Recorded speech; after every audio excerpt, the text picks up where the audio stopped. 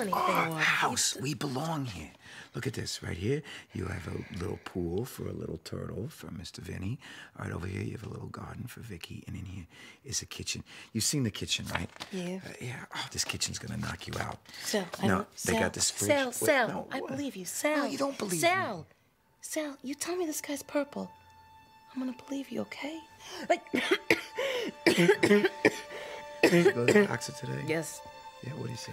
Yeah, I feel worse, you know, and I should feel better. I do. He goes on and on. It's just.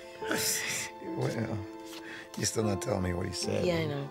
Because you know why? Why? Because I got dizzy.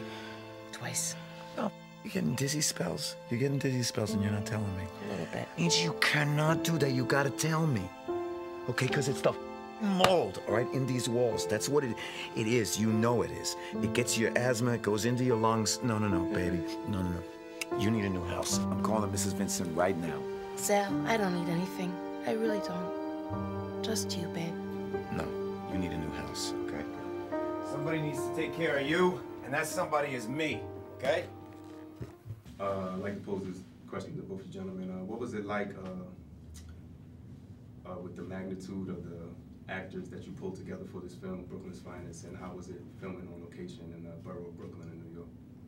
Well, putting these actors together is a dream, man. You know, if you get this type of talent all in one movie, in one lifetime, then, you know, you're blessed. You know, it doesn't happen that often because, one, you got to find a piece of material that all of them respond to, and then you got to try to get all their schedules to work out at the same time, which is almost impossible. It's almost impossible to get into a press junket for a day. So imagine 41 days of doing all that kind of stuff. So it's a dream come true, man, for me. How did you feel? You know, in Brooklyn? How was your we all, I loved it.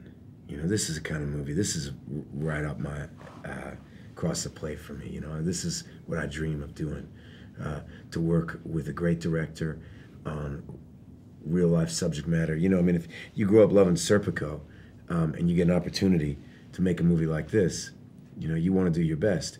And anytime you're in a situation where you feel that challenge, Antoine says this sometimes, when I read a script, I want to know that when the alarm clock goes off at 4:30 and you got to drive an hour and a half to some just hole in the wall, you know, to film some scene, you want to believe in it. You know, you want to, when, you know, we were doing these ride-arounds. I remember arriving back home from being in the back of a black and white all night long, you know, and arriving home just in time to take my kids to school and feeling that that's these cops' lives, you know, and knowing that you're working with people that it's worth it. Right. It's worth it to go through the extra effort because they're doing the extra effort too. Right. That means a lot. Angie's expecting twins.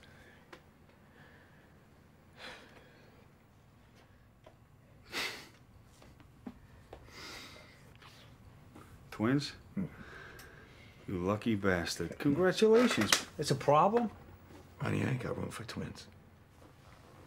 Sure you do. You got room here. No. Ronnie, I don't get a new house. I get some more bread.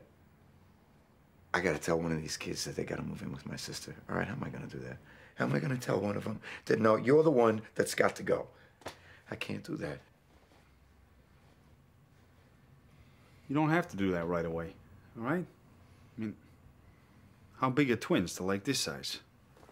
Keep them in a drawer for the first year. Don't worry about it. You know what I'd give for one?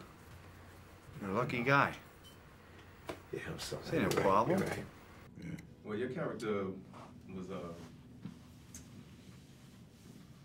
in a sense, where he was multi-layered because he not only struggled with the problems in his personal life, but also the conflict of his actions with his spirituality. During your research for the role, did you get any information from actual officers and the possibility of them having to take a life in the line of duty? Well, you know, that's a good question. You know, I personally relate to the human, you know, experience about that. You know, I mean, that a person who's in a state of spiritual crisis, you know, sadly, a lot of us know what that's like. You know, when you failed yourself and you look for anything for it to be anybody else's fault. You know, that's what he's doing. When he walks in that confession booth, that's kind of what I think you're kind of talking about a little bit, is, you know, that's when your soul's in turmoil, you're swinging, it's got to be somebody else's fault. You know, God's, somebody's. Because I'm a good person, damn it. You know, this can't be my fault. And then if you can't really look in the mirror and realize that you're a player in all this, then you're going to keep swinging, you know. You're lost at that point. Yeah, and that's Sal's story. I can pose a question to you. You dealt with the issue of police before when you did Training Day. Right. Was it the similarities or the differences that attracted you to Brooklyn's Finest, and also were you surprised to find out that Michael Martin it was his first time as a screenwriter doing this film? I was definitely surprised that Michael Martin was a first-time screenwriter. He did a really good job, and he clearly was from Brooklyn. I could tell by how he wrote it. You know, it had similarities to Training Day only in the sense of there was a certain texture that I could feel within the story. It wasn't fully fleshed out yet, because that's part of my job as well, and then finding the right actors to bring it out even further. And I had to be in Brooklyn to really bring it out. But it was one of those situations where it was always in the script, but not 100%. So for me, Training Day was a completely different Joseph Campbell, Heart of Darkness, don't get out of the car, deeper into the jungle, right? This one's a little different. It's more operatic. It's more like layers of pressure and choices.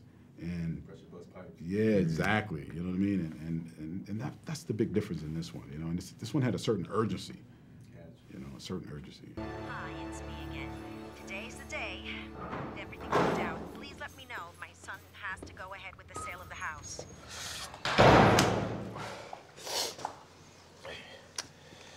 Great thinking out there today.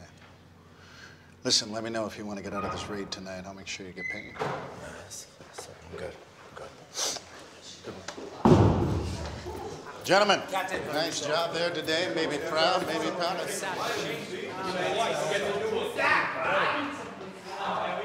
Hey, you want me? Thanks for watching my back, Sal. Heard they're gonna pin a medal on you, bro. If I'd have given it a second thought, I wouldn't have lifted a finger for you. I would have done what I came there to do, all right? So don't go pat me on the back, all right? I don't deserve it.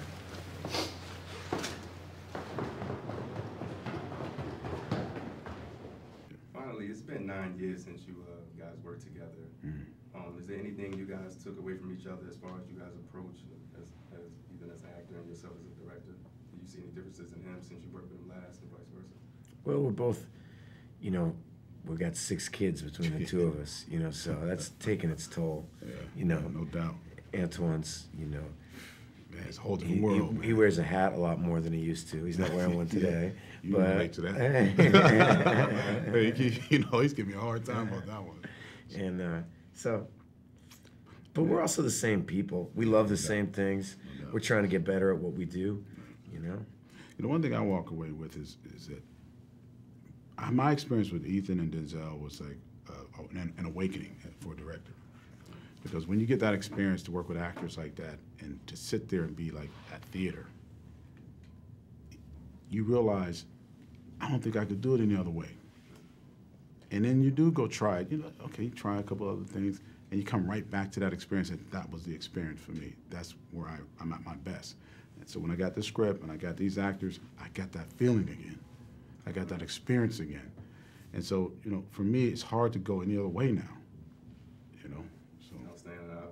Movie's good, and I appreciate your work, and thank you, man. Appreciate your time.